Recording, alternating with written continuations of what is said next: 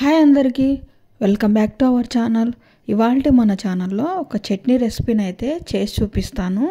ఈ చట్నీ ఇడ్లీలోకైనా దోశలోకైనా సూపర్గా ఉంటుంది. డైలీ టిఫిన్స్లోకి ఒకే రకమైన చట్నీ చేస్తే తినడానికి అంతగా ఇష్టపడరు. ఇలా వెరైటీ చట్నీస్ చేసి పెడితే చాలా ఇష్టంగా తింటారు.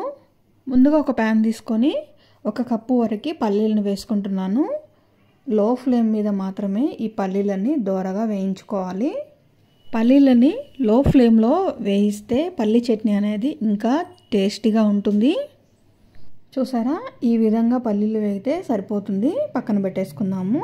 అదే ప్యాన్లో 1 స్పూను ఆయిల్ వేసుకొని ఒక పెద్ద సైజు ఉల్లిపాయని ముక్కలుగా కట్ చేసి వేసుకుంటున్నాను.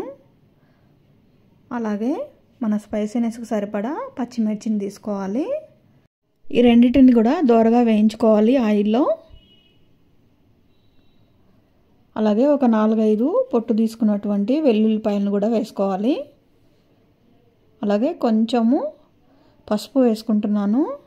ఇవన్నీ కొంచెం ఫ్రై అయిన తర్వాత స్టవ్ ఆపేసే ముందర కొంచెం కరివేపాకు వేసుకోవాలి. ఫ్రెష్గా ఉన్నటువంటి కరివేపాకును వేసేసుకొని స్టవ్ ఆఫ్ చేసేసుకోవాలి.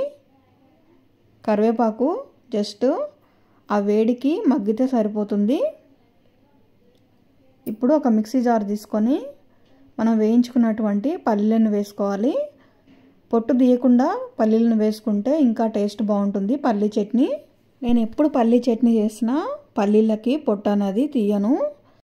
పల్లీలను వేసుకొని ఒక రౌండ్ తిప్పేసుకున్న తర్వాత వేయించుకున్నటువంటి ఉల్లిపాయ పచ్చిమిర్చిని కూడా వేసేసుకోవాలి. అలాగే టేస్ట్కి సరిపడా సాల్ట్ని యాడ్ చేసుకోవాలి. సాల్ట్ వేసేసుకున్న తర్వాత ఇంకొకసారి మిక్సీ చేసుకోవాలి.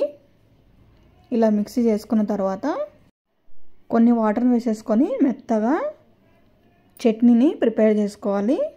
మీరు ఈ చట్నీని ఇడ్లీలోకి చేసుకుంటున్నట్లయితే వాటర్ కొంచెం ఎక్కువ వేసుకొని చట్నీని కొంచెం జారుగా చేసుకోండి. దోశలోకి పొంగనాల్లోకి చట్నీ ప్రిపేర్ చేసుకుంటున్నట్లయితే కొంచెం చట్నీని గట్టిగా ప్రిపేర్ చేసుకోండి, సరిపోతుంది. అంతే అండి, ఎంతో టేస్టీ అండ్ వెరైటీ చట్నీ అయితే రెడీ అయిపోయింది. టేస్ట్ మాత్రం చాలా బాగుంది. నేను ఈ చట్నీని పొంగనాల్లోకి తిన్నాను. చాలా అంటే చాలా బాగుంది. మీరు కూడా ఒకసారి ఇంట్లో ట్రై చేయండి చట్నీ. మీకు ఈ వీడియో నచ్చినట్టయితే వీడియోని లైక్ చేయండి. అలాగే ఛానల్ని తప్పకుండా సబ్స్క్రైబ్ చేసుకోండి.